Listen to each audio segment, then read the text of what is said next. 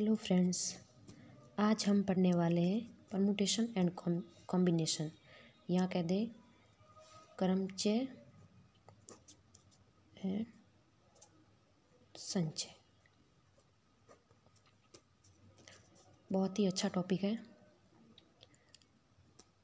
पहले समझते हैं संचय क्या होता है।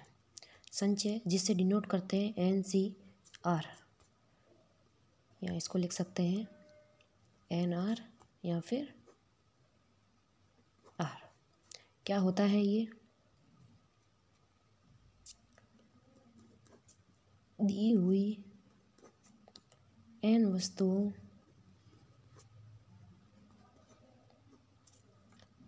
में से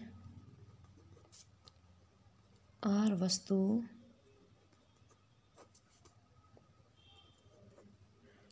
को चयन करने के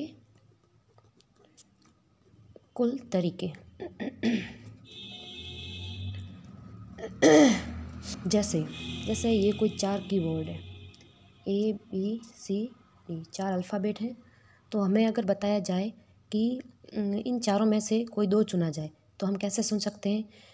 पहला दूसरा ले सकते हैं, पहला तीसरा ले सकते हैं, पहला चौथा ले सकते हैं, दूसरा तीसरा ले सकते हैं, दूसरा चौथा ले सकते हैं और तीसरा चौथा ले सकते हैं। मतलब इन चारों में से 2 को किन किन प्रकार से हम चुन सकते हैं, जिसका फॉर्मूला है NCR बराबर factorial N upon factorial R factorial N minus R। जैसे AB ले सकते हैं, जैसे AB बना सकते हैं, AC बना सकते हैं, AD बना सकते हैं, BC बना सकते हैं, BD बना सकते हैं और CD बना सकते हैं। जिसे लिख सकते हैं 4 में से 2 को चुनना, 4C2 factorial 4 upon factorial R factorial N minus R factorial 4 upon factorial 2 और 4 माइनस 2 यानी कि 2 फैक्टोरियल। इसको हम फैक्टोरियल 4 को इस प्रकार से लिख सकते हैं 4 into 3 into 2 into 1 upon 2 into 1 into 2 into 1 बराबर कुल 6 तरीके, जो हमने पहले से ही देख रखा है कि 1 2 3 4 5 6 तरीके कुल। ठीक है, और हम अब थोड़ा सा जान लेते हैं। वैसे पढ़ेंगे एक ही संचय को लेकर हम पूरा टॉपिक कंप्लीट कर लेंगे। क्रमचय की हम ऐसे ज़्यादा बात नहीं करेंगे, क्योंकि सारे क्वेश्चन सारे एग्जाम्पल सब हम संचय को लेकर, क्योंकि क्रमचय और संचय को लेकर स्टूडेंट में काफ़ी कन्फ्यूजन रहता है, इसलिए हम क्रमचय को यूज़ नहीं करेंगे और सिर्फ संचय को लेकर के एग्जाम्पल क्वेश्चन सारे सॉल्व कर देंगे। हाँ, ये कोई बात है जिसमें अगर फॉर्मूला आ जाए तो अलग बात है क्रमचय की। ठीक है, तो सिंपल सा कुछ जान लेते हैं क्रमचय के बारे में। क्या होता है क्रमचय? जिसे डिनोट करते हैं NPR से। मतलब इसका क्या होता है? N वस्तुओं में से R वस्तुओं को चुनना और फिर उसको व्यवस्थित करना, से चयन करना पहले तो, एंड उनको व्यवस्थित करना।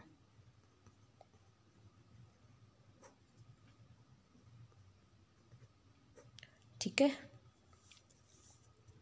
जिसका फॉर्मूला क्या होता है, जिसको हम NPR को हम इस प्रकार से भी लिख सकते हैं NCR। चयन करना मतलब संचय, उनको N में से R वस्तु को चयन करना, फिर उनको व्यवस्थित करना मतलब फैक्टोरियल R प्रकार से उनको, जिससे क्या लिख सकते हैं factorial N upon factorial N minus R into factorial R two factorial R। इससे ये कट गया और फॉर्मूला बच गया है factorial N upon factorial N minus R। इस प्रकार इसको एक्सप्लेन कर सकते हैं, या फिर हम दोबारा बता सकते हैं कि क्रमचय क्या होता है।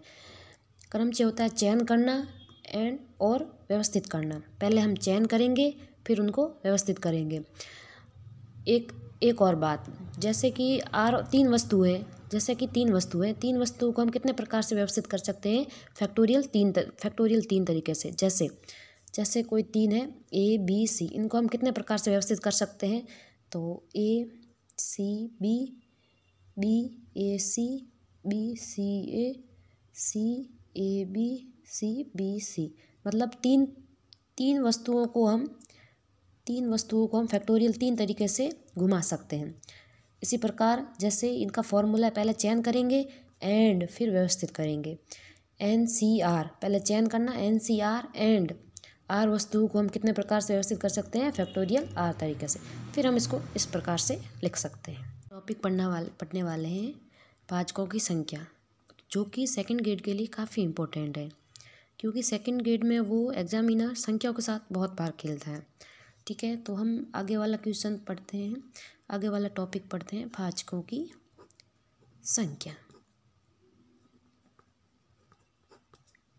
भाजकों की संख्या, तो जैसे हम पहले एग्जाम्पल के तौर पे हम लिख सकते हैं, जैसे n बराबर कोई भी नंबर 120 है, उसके भाजक और भाजकों की संख्या बताओ।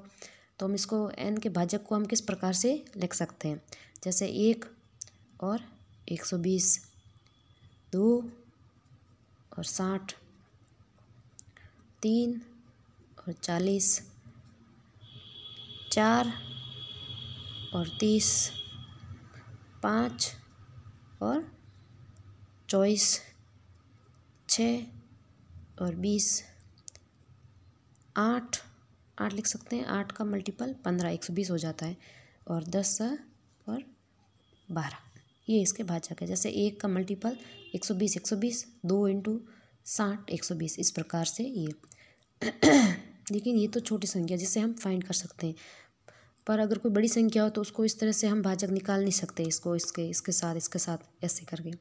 ठीक है, तो हम जैसे, और हम कोई भी नंबर को, जैसे 120 है, कोई भी नंबर को हम प्राइम नंबर के जैसे अभाज्य संख्या के गुणनफल के रूप में लिख सकते हैं। जैसे 120 को हम लिख सकते हैं 12 इंटू 10, और 12 को कैसे लिख सकते हैं, 2 इंटू 2 इंटू 3 इंटू 5 इंटू 2, तो 2 की पावर कितनी होगी, 3 इंटू 3 की पावर 1 और 5 की पावर 1, ये हो सकता है। 120 को हम इस प्रकार से लिख सकते हैं। अब जो 120 है, ये जो संख्या है, इसमें किसी भी संख्या का डिवाइड करेंगे तो वो वही संख्या होगी जो इसमें पूरी तरीके से भाग जाता हो। जैसे इसके नीचे 16 से भाग थोड़ी दे सकते, क्योंकि 16 से भाग देने पर नीचे 2 बच जाता है, 2 मतलब इसके नीचे कुछ भी बचना नहीं चाहिए, पूरा भाग जाए, वैसी संख्या से हमें डिवाइड करना है। तो ठीक है, फिर हम समझाते हैं कि जैसे 2 की पावर 3 इंटू 3 की पावर 1 इंटू 5 की पावर, तो इसको हम उस संख्या से ही डिवाइड कर सकेंगे जो इससे बड़ी ना हो। जैसे 2 की पावर 0 से कर सकते हैं, 2 की पावर 1, 2 की पावर 2, 2 की पावर 3 एंड 3 की पावर 0, 3 की पावर 1 एंड 5 की पावर 0, 5 की पावर 1, इन्हीं से ही डिवाइड कर सकते हैं। जैसे कोई संख्या ले लो, हम एग्जाम्पल के तौर पर कौन सी ले सकते हैं, 15 ले सकते हैं। तो 3 की पावर 1 इंटू 5 की पावर 1, तो हम इसमें ऐसे थोड़ा है कि 3 की पावर 2 से इसको मल्टीप्लाई कर सकते हैं, नहीं, जो संख्या होगी वो या तो 3 होगी, या 3 से छोटी होगी, या 5 होगी, या 5 से छोटी, यानी ये होगी।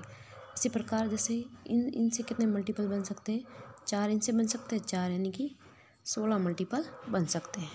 क्या आया, जो ये ऊपर संख्या दे रखी है इनसे एक ज़्यादा, क्योंकि हमने देख रखा है कि 16 आ रखा है, गुणनफल कितने होंगे, 16। तो इसको हम किस प्रकार से नोट कर सकते हैं, जैसे 2 की पावर 3 को एक ज़्यादा से लिख ले, 2 की पावर 3 है, इसका एक ज़्यादा मतलब 3 + 1, 4 इंटू 3, 1 + 1, 3 की पावर में 1 है, प्लस 1 कर दो, 2 हो जाएंगे, 5 में भी 1 है, 1 + 1, 1 + 1, तो ये कितना हो जाएगा, ये हो जाएगा 4 इंटू 2 इंटू 2 बराबर 16, ये हो जाएगा। तो हम भाजकों की संख्या को इस प्रकार से निकाल सकते हैं।